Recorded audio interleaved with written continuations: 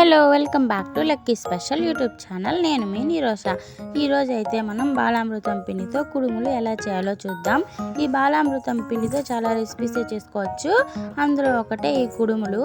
వాటిని ఎలా చేయాలో మీ అందరికైతే ఈరోజు చూపిస్తాను.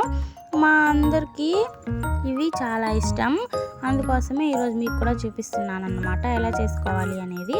కొంచెం పిండి తీసుకొని అందులో షుగర్ ఏం యాడ్ చేయాల్సిన అవసరం లేదు, అందులోనే షుగర్ ఉంటుంది కాబట్టి అదే సరిపోతుంది. ఒకవేళ మీరు స్వీట్నెస్ ఎక్కువగా కావాలని కోరుకుంటే కొంచెం షుగర్ అయితే యాడ్ చేసుకోవచ్చు. వాటర్ని ఇలా కొంచెం కొంచెం యాడ్ చేసుకుంటూ అయితే కలుపుకోవాలి పిండిని. ఎగ్జాక్ట్గా చెప్పాలంటే మన చపాతీ పిండి ఎలా కలుపుకుంటాం అలాగే కలుపుకోవాలి. వాటర్ మొత్తం ఒకేసారి అయితే వేసుకోకూడదు, ఎక్కువైపోయిందంటే మన కుడుముల షేప్ అనేది రాదు. వీటిని ఎంచిన పల్లీలు, 1 కప్పు కొబ్బరి తీసుకుని పిండి కలిపేటప్పుడు యాడ్ చేసుకుని బాగా కలుపుకోవాలి. మీకు పల్లీలు కొబ్బరి ఇష్టం లేదు అనుకుంటే స్కిప్ చేసేయచ్చు, ఇది పూర్తిగా ఆప్షనల్ మాత్రమే, కన్ఫామ్ అనేం కాదు. బాగా కలుపుకొని చపాతీ పిండిలాగా చేసుకున్న తర్వాత దీన్ని కుడుముల షేప్లో అయితే చేసి పక్కన పెట్టుకోవాలి.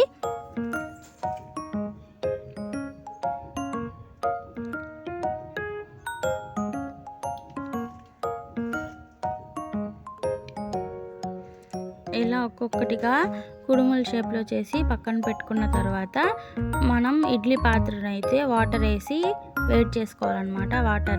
వాటర్ బాగా బాయిల్ అయిన తర్వాత ఇడ్లీ ప్లేట్కి కొంచెం ఆయిల్ అప్లై చేసి మొత్తం ఇడ్లీ పాత్రలో పెట్టి మనం రెడీ చేసుకున్న కుడుములను అయితే ఒక్కొక్కటిగా అందులో పెట్టి బాగా ఉడికించుకోవాలి.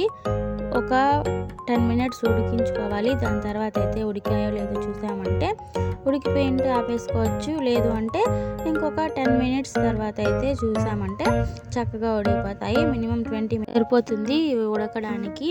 మనకి ఏమన్నా డౌట్ అనిపించిందంటే వాటిని తుంచి చూసామంటే పిండి లోపల ఏం పచ్చిగా లేదు అంటే అది ఉడికిపోయినట్టే, ఆపేసుకోవచ్చు. ఇవైతే చాలా టేస్ట్గా ఉంటాయి, అలాగే ఇవి చాలా హెల్దీ కూడా. ఒకసారి మీరు ట్రై చేయండి, కన్ఫామ్గా మీకు నచ్చుతాయి. బాలామృతం పిండి దొరికే వాళ్ళైతే అస్సలు మిస్ చేసుకోవద్దు దీన్ని.